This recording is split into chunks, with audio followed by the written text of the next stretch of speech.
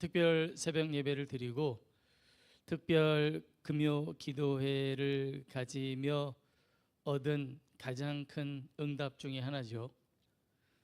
병이 낫거나 우리가 안고 있는 문제가 해결되는 것, 그것도 귀한 일이겠습니다만 그보다 더 큰 기적은 어두웠던 우리의 눈이 열려서 하나님을 보게 되는 것입니다.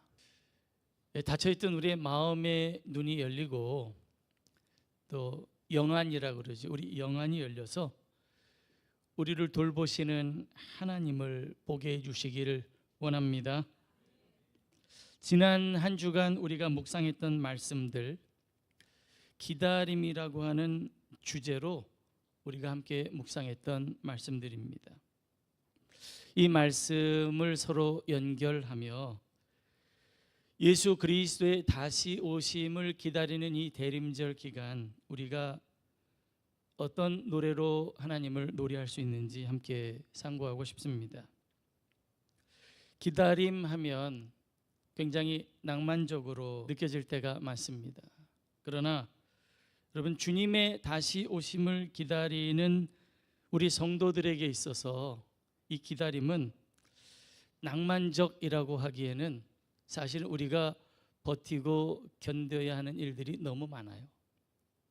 그런 의미에서 보면 우리의 기다림은 치열한 훈련과 같다고 할 수 있습니다.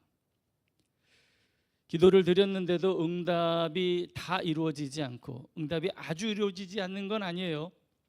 그러나 우리를 실망하게 만드는 것, 한 가지 응답되지 않은 것 때문에 우리의 마음이 낙심되고 좌절되는 때가 많습니다.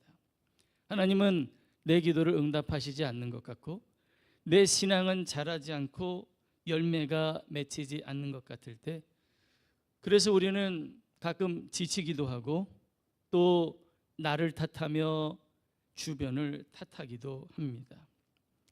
그런 때 하나님께서 우리에게 주시는 말씀이 야고보서에서 주신 것과 같은 주의 날까지 길이 참으라는 말씀입니다.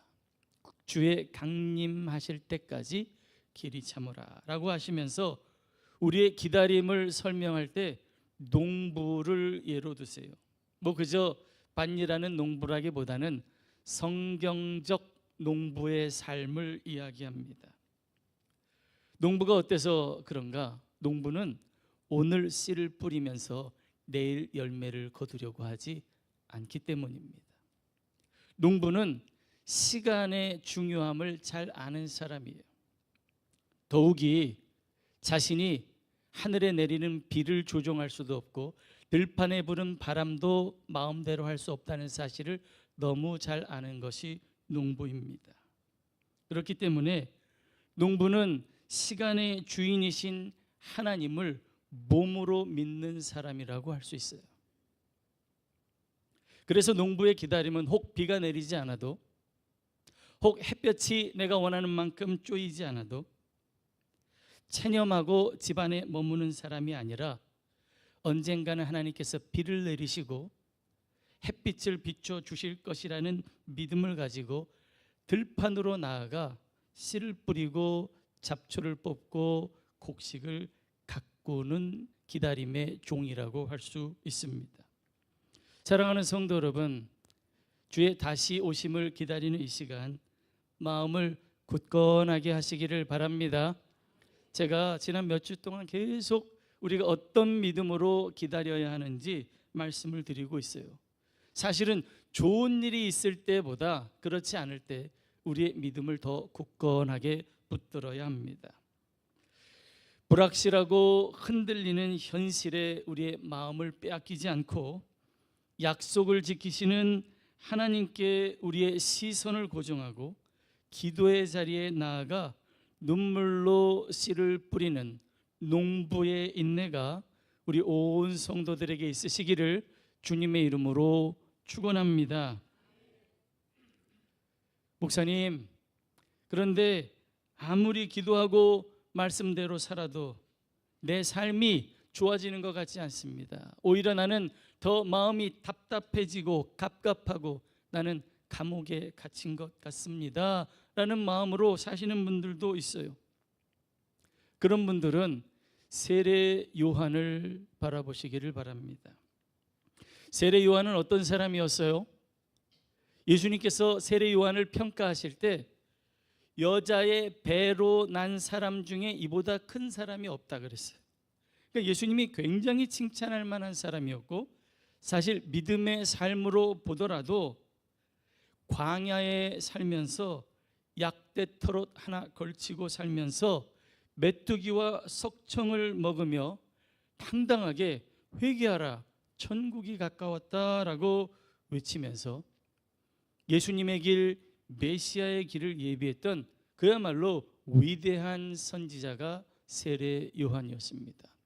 다시 말해서 여기 있는 우리 중 누구도 세례 요한보다 낫다고 할 수 없을 만큼 세례 요한은 그렇게 훌륭한 믿음의 일꾼이었어요. 그런데 그런 세례 요한도 차가운 감옥에 갇혀서 인생의 끝을 맞이하는 순간에는 그가 지켜온 믿음이 흔들리고 마음이 혼란스러웠다는 걸 성경이 우리에게 보여줍니다. 정말 그랬냐고요? 감옥에 갇힌 그가 제자들을 통하여서 예수님께 이렇게 질문하게 합니다. 오실 그분이 당신 맞습니까? 내가 간절히 기다렸던 메시아가 정말 당신이 맞습니까? 내가 보기에는 아닌 것 같은데요.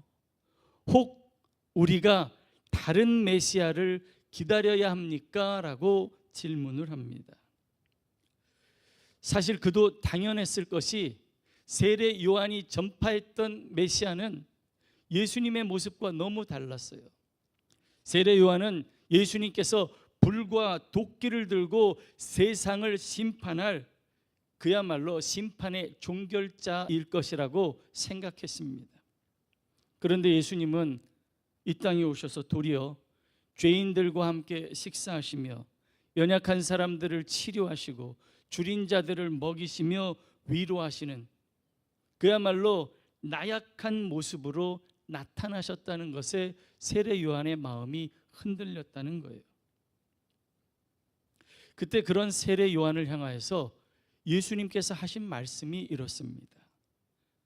지금 내 모습 때문에, 나의 나 된 것 때문에 나로 말미암아 실족하지 않는 사람이 복이 있다. 실족이라는 말 우리가 잘 쓰죠. 실족할 뻔했다, 실족한다. 그건 사실 원문의 의미를 더 따져보면 내 마음의 덫에 걸려 넘어진다라는 뜻입니다. 내 마음의 덫에 걸리는 거예요. 내 마음에 그려놓은 예수님, 내 마음에 이미 정해놓은 응답 때문에 하나님께서 그걸 응답해 주시지 않을 때 내 마음에 덫에 걸려서 내가 넘어지는 거, 이거 실족한다라고 이야기해요. 우리가 종종 경험하는 거예요. 하나님이라면 내 이런 상황에서 이렇게 해 주셔야 되는 거 아닙니까? 라고 하면서 내 마음에 들지 않는 주님을 저버리고 싶은 마음, 그게 실족하는 마음인데 예수님께서 나로 말미암아 실족하지 않는 사람이 복이 있다라고 말씀하세요. 이사야 53장에 보면 종의 노래라고 하는 그 말씀들이 네 군데 등장하는데 그 중에서도 맨 마지막 종의 노래, 특별히 고난받는 종의 노래에서 예수님을 내다보면서 이렇게 예수님의 모습을 우리에게 소개해 주고 있어요. 그건 뭐냐면 외모로는 흠모할 만한 아름다운 것이 하나도 없다. 마치 멸시를 받고 도살장에 끌려가는 양과 같다. 그렇게 말씀하세요. 그는 주 앞에서 자라기를 연한 순 같고 마른 땅에서 나온 뿌리 같아서 고운 모양도 없고 풍채도 없은즉 우리가 보기에 흠모할 만한 아름다운 것이 없도다. 그는 멸시를 받아 사람들에게 버림받았으며 간고를 많이 겪었으며 질고를 아는 자라. 마치 사람들이 그에게서 얼굴을 가리는 것 같이 멸시를 당하였고 우리도 그를 귀히 여기지 아니하였도다. 그는 실로 우리의 질고를 지고 우리의 슬픔을 당하였거늘 우리는 생각하기를 그는 징벌을 받아 하나님께 맞으며 고난을 당한다 하였노라. 그가 찔림은 우리의 허물 때문이요 그가 상함은 우리의 죄악 때문이라. 그가 징계를 받음으로 우리는 평화를 누리고 그가 채찍에 맞음으로 우리는 나음을 받았도다. 우리는 다 양 같아서 그릇 행하여 각기 제 길로 갔거늘 여호와께서는 우리 모두의 죄악을 그에게 담당시키셨도다.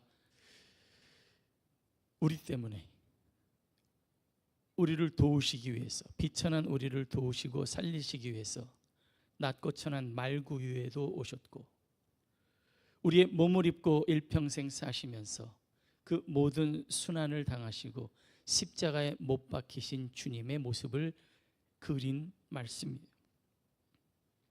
주님의 모습에 실망하지 않으면 복이 있습니다. 내 뜻대로 움직이지 않는 하나님 때문에 혹 실망하고 계신다면 다시 주님 앞에 나와 그 십자가 앞에 무릎을 꿇게 되기를 바랍니다. 내 기대를 포기하고 내 뜻을 내려놓고 주님의 뜻과 방식을 수용하는 것이 가장 큰 믿음의 축복이라는 사실을 이 성탄의 계절에 우리 모두가 깨닫게 되기를 간절히 소망합니다. 기도로 실족의 위기를 넘기게 되는 우리는 결국 찬양으로 우리의 하나님을 찬양하게 됩니다. 마리아는 그 자신의 문제가 다 해결된 뒤에 노래하지 않았어요. 마리아는 하나님의 말씀 때문에 수치와 고통을 당하게 됐어요. 그런데 마리아가 한 놀라운 고백이 있습니다. 주의 여종이오니 말씀대로 이루어지이다. 그 말씀이 내게 오는 것이 나는 영 불편해요. 그런데 그 말씀을 수용합니다. 그리고 아직 그 말씀을 감당해야 하는 수치와 위험이 가득한 삶의 한복판에서 노래를 불렀는데 그게 오늘 우리가 읽은 마리아의 찬가입니다. 여기서 찬가라고 하니까 이게 무슨 말인가? 그냥 찬양, 노래 이런 거 아닌가? 그런데 이건 좀 특별한 노래예요. 무슨 특별한 노래냐? 마리아가 그 찬가를 부르며 제일 처음에 내 영혼이 주를 찬양합니다 이렇게 얘기해요. 근데 일반적으로 노래한다는 뜻이 아니라 내 영혼이 주를 광대하시다 노래합니다 이런 뜻이에요. 이전에는 내 삶의 문제가 너무 커 보여서 하나님이 너무 작게 여겨졌었는데 이제 내가 눈을 떠서 보니 비천한 나를 돌보시는 하나님이 아주 크게 보입니다. 내가 우리 주님을 아주 크게 보고 노래합니다. 이게 마리아의 찬가예요. 목소리를 아주 크게 해서 노래를 부른다는 의미가 아니라 내 마음과 눈이 하나님을 아주 크게 봅니다라는 고백인 겁니다. 우리 함께 고백해 봅시다. 내 영혼이 주를 찬양합니다. 내 영혼이 주를 광대하시다 노래합니다.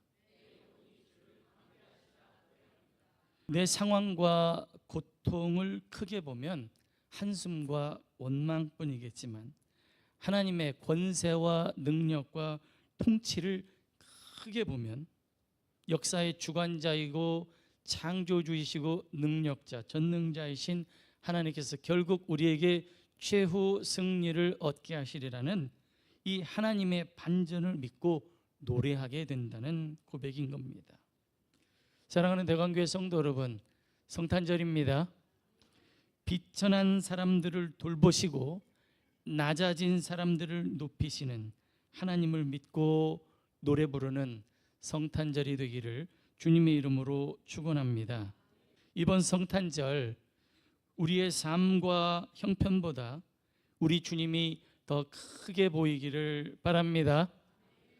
현실의 어둠이 짙을수록 우리의 찬양의 소리가 더 크게 울려 퍼지기를 소망합니다. 이 설교를 맺으면서 시편 147편 1절에서 12절까지를 함께 읽고 이 찬양을 함께 부르고 싶습니다. 함께 읽겠습니다. 할렐루야. 우리 하나님을 찬양하는 일이 선함이여 찬송하는 일이 아름답고 마땅하도다. 여호와께서 예루살렘을 세우시며 이스라엘의 흩어진 자들을 모으시며 상심한 자들을 고치시며 그들의 상처를 싸매시는도다. 그가 별들의 수요를 세시고 그것들을 이름대로 부르시는도다. 우리 주는 위대하시며 능력이 많으시며 그의 지혜가 무궁하시도다. 여호와께서 겸손한 자들은 붙드시고 악인들은 땅에 엎드러뜨리시는도다. 감사함으로 여호와께 노래하며 수금으로 하나님께 찬양할지어다. 그가 구름으로 하늘을 덮으시며 땅을 위하여 비를 준비하시며 산에 풀이 자라게 하시며 들짐승과 우는 까마귀 새끼에게 먹을 것을 주시는도다. 여호와는 말에 힘이 세다 하여 기뻐하지 아니하시며 사람의 다리가 억세다 하여 기뻐하지 아니하시고 여호와는 자기를 경외하는 자들과 그의 인자하심을 바라는 자들을 기뻐하시는도다. 예루살렘아 여호와를 찬송할지어다. 시온아 내 하나님을 찬양할지어다. 할렐루야.